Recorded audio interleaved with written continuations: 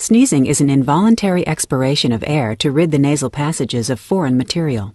Particles that enter the nostrils and irritate nerve endings in the nasal mucosa trigger impulses that are transmitted via the fifth cranial nerve to the brain's sneezing center in the medulla. This sets off a respiratory response. Rapid inspiration fills the lungs, the epiglottis and vocal cords close, and the muscles of exhalation in the chest and abdomen tighten in a spasmodic contraction. These events create a buildup of pressure in the lungs. When a sufficiently high level of pressure is attained, the vocal cords relax, the epiglottis opens, and an expulsion of air rushes through the nose and mouth. The force of the sneeze propels the irritants out of the nasal cavity.